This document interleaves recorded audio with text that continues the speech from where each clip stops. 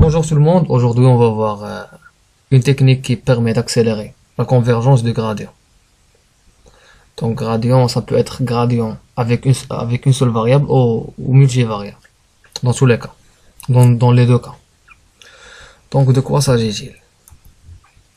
Donc l'idée du feature scaling, c'est de transformer les variables et les mettre dans des intervalles qui sont semblables, plus ou moins semblables, et qui sont de petite taille, des intervalles de petite taille.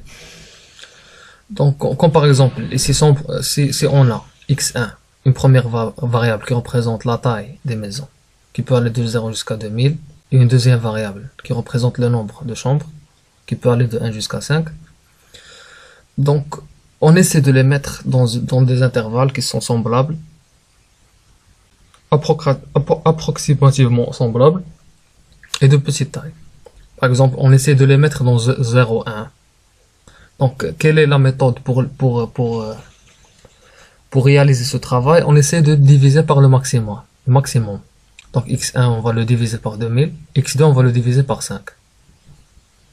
Donc, on va avoir une valeur x1 qui est comprise entre 0 et 1. Une valeur x2 qui est comprise entre 0 et 1.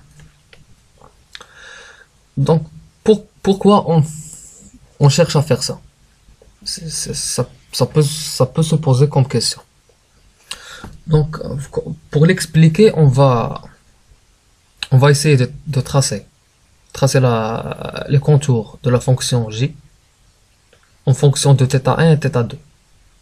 Donc, lorsqu'on va tracer les contours dans le premier cas, donc ici sans transformation, on peut voir que les contours sont très très minces. Donc ces contours-là, il n'y a pas une grande différence entre le premier contour et le contour qui le suit. Donc la différence est très mince. Donc ça veut dire quoi? Lorsqu'on trouve des contours tracés de cette manière-là, on peut conclure quoi? On conclut que le gradient trouve une grande difficulté pour converger. Dans le deuxième cas, après la transformation de x1 et x2, donc lorsqu'on va illustrer le contour de la fonction j, on peut voir déjà que les contours sont, il y a une distance considérable entre le premier contour et le deuxième, ainsi que la différence entre le deuxième et le troisième. Donc les contours sont vastes. Donc ça mène à quoi? Ça mène à une convergence qui est plus rapide de gradient. Donc en général, si on veut suivre la règle générale, donc on essaie de cerner les variables dans un intervalle moins 1, 1. Mais pratiquement, lorsqu'on fait, par exemple, lorsqu'on travaille sur des exemples qui sont concrets, donc on cherche pas toujours moins 1. Ça peut être 0,3, moins 2, 0,5. Donc pour le deuxième cas, ça peut être moins 3,3. Ça peut être moins un tiers. Donc c'est pas toujours moins 1, 1. Mais ça se rapproche de cet intervalle-là. La chose qu'il faut éviter, c'est les grands intervalles ou les très petits intervalles. Donc, comme l'intervalle moins 100, 100, c'est un très grand intervalle. L'intervalle moins 0.001, 0.001, c'est un intervalle qui est très petit. Donc, il faut éviter des intervalles de cette ampleur-là. Donc, on a aussi le mean normalization. Donc, ça va dans le même sens du fichier, ça va dans le même sens du feature scaling. Donc, on ajoute, sauf qu'on élimine la moyenne. Donc, on essaie de soustraire la moyenne des variables pour avoir pour avoir des données qui ont un 0 min, comme on peut dire en anglais.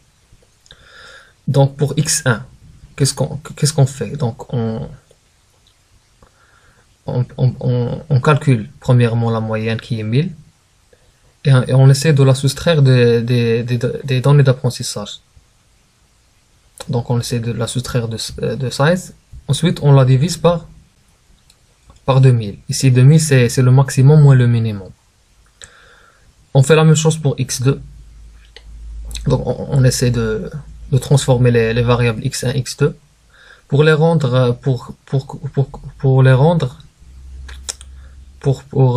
en fait pour qu'ils appartiennent à des intervalles qui sont très petits. Donc ça va dans le même sens du futur scalaire. Sauf que donc la règle générale est la suivante. Donc on calcule la moyenne. Ensuite on la soustrait. On la soustrait des données d'apprentissage et on la divise par le maximum moins le minimum. Ici le maximum moins le minimum c'est 2000 et la moyenne c'est 1000. Ici le maximum moins le minimum c'est 4. C'est pas 5, c'est 4 puisque c'est 5 moins 1. 5 moins 1 c'est 4.